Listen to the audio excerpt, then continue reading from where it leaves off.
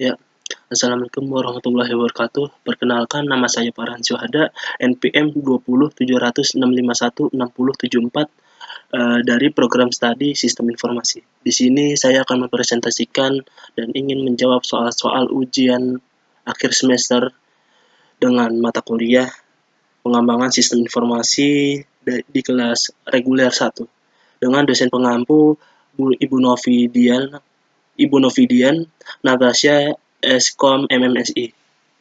Ya, kita mulai dari soal nomor 1 dan 2. Informasi sistem dan kesatuan sistem informasi.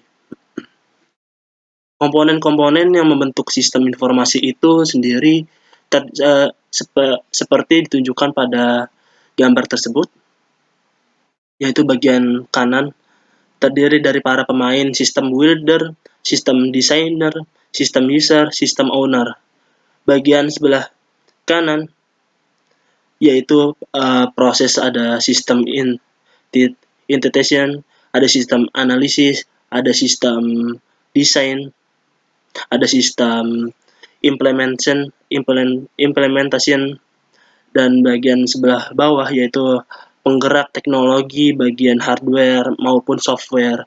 Dan bisnis itu sendiri atau keuntungan bagi perusahaan sehingga dapat didefinisikan bahwa suatu sistem informasi adalah kumpulan dari orang, data, proses, komunikasi, dan teknologi informasi yang berinteraksi untuk mendukung dan mengingatkan baik bagi operasional bisnis perusahaan sehari-hari maupun pemecahan terhadap masalah serta pengambilan keputusan bagi manajemen dan pengguna. Perhatikan bahwa teknologi informasi adalah suatu komponen dari sistem informasi. Teknologi informasi adalah istilah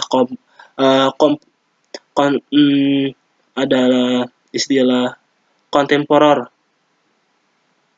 yang menjelaskan kombinasi dari teknologi komputer atau hardware dan software dengan teknologi komputer, yaitu data, image, jaringan, suara. Beberapa karakteristik sistem informasi, yaitu yang pertama, beberapa sistem informasi yang berbeda dapat berada di dalam suatu organisasi. Yang kedua, suatu sistem informasi khusus bisa terdiri dari beberapa sistem informasi yang terpisah.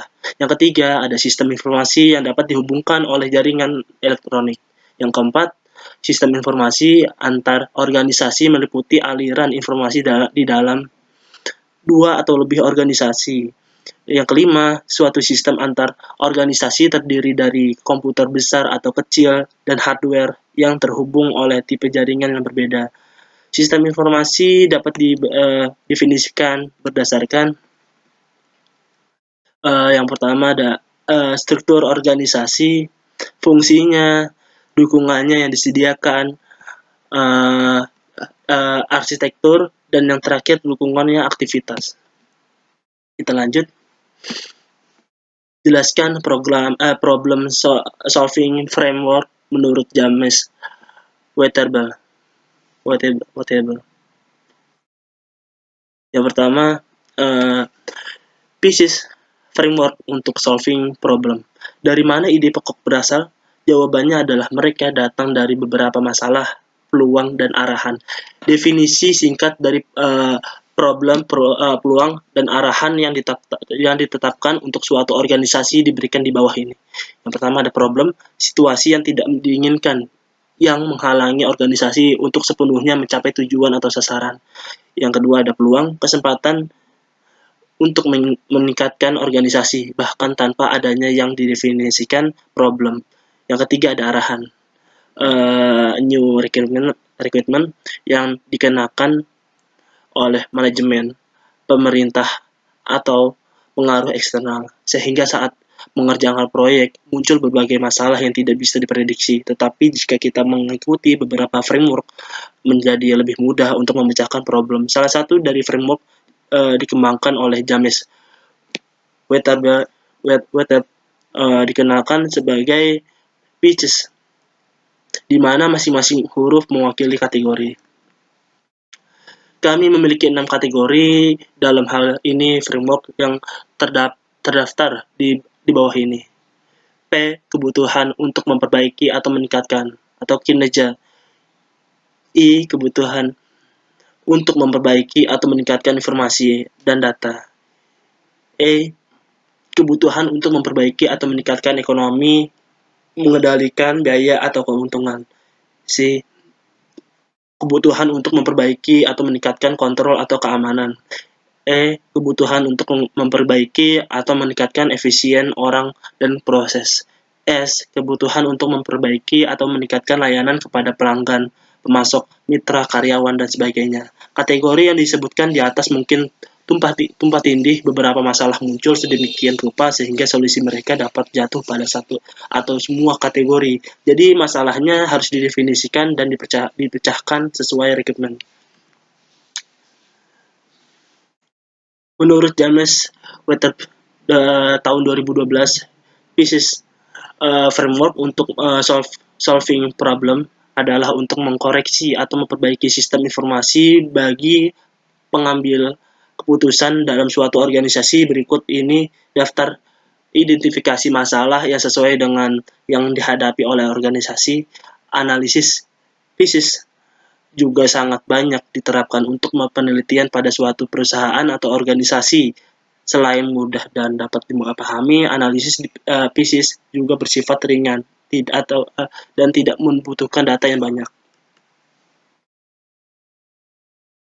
Apa yang dimaksud dengan sistem informasi? Sistem merupakan kumpulan dari berbagai bagian, unsur atau entitas yang digunakan untuk mengolah masukan atau input menjadi sebuah keluaran atau output. Masukan dan keluaran yang dihasilkan dapat berupa data mentah atau telah utuh menjadi sebuah informasi, tergantung dari pemrosesan yang dirancang bekerja dalam sistem tersebut. Sementara itu, informasi merupakan hasil pengolahan data yang digunakan untuk sebuah keperluan tertentu.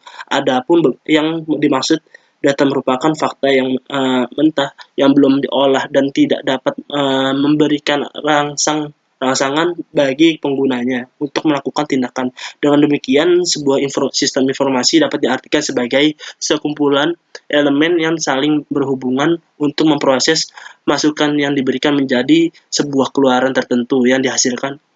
Adapun tahapan lebih lanjut dari sebuah sistem informasi adalah SIM, Sistem Informasi Manajemen, yang memiliki kompleksitas lebih tinggi dengan tujuan akhir digunakan untuk kebutuhan analisis dan pengambilan keputusan.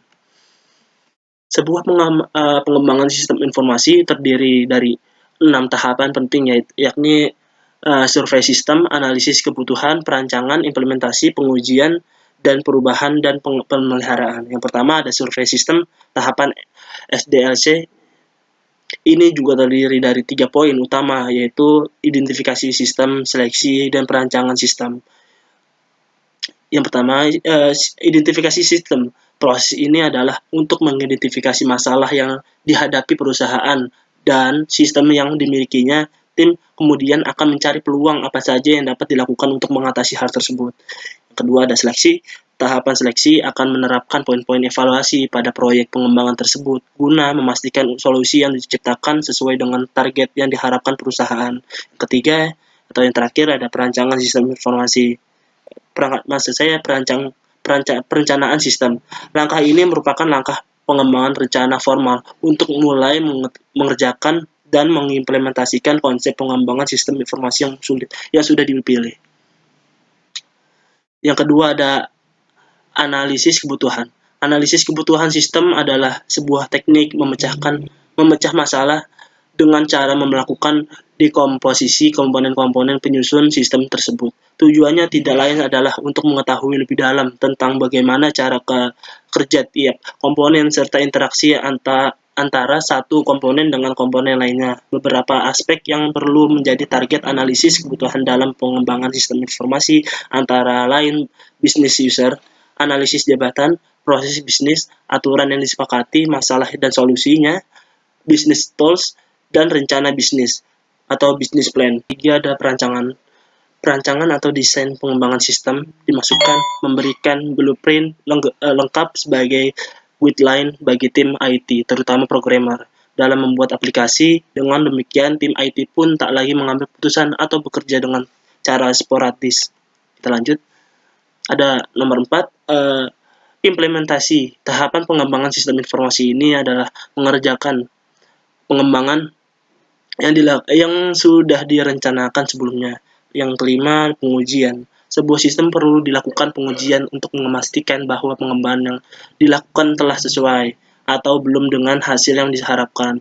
Pengujian yang diterapkan bermacam-macam seperti performa, efisien input, sintaks atau logika program, output, dan sebagainya. Tahapan pengembangan sistem informasi ini membutuhkan persiapan berbagai aspek pendukung. Selain aplikasi, kesiapan perangkat keras dan beberapa fasilitas terkait lainnya juga diperlukan disiapkan. Adapun dalam implementasi, beberapa kegiatan yang dilakukan antara lain migrasi data atau konversi, pelatihan untuk user, dan uji coba.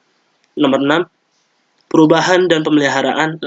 Langkah ini mencakup seluruh proses dalam rangka menjamin keberlangsungan, kelancaran, dan penyempurnaan sistem. Di samping memantau sistem pada waktu tertentu, maintenance juga mencakup aktivitas antisipasi gangguan kecil atau bug, penyempurnaan sistem, dan antisipasi terhadap beberapa risiko dari faktor luar sistem. Ya, mungkin itu saja yang saya sampaikan. Kurang lebihnya mohon maaf. Wabillahi taufiq wal hidayah. Wassalamualaikum warahmatullahi wabarakatuh.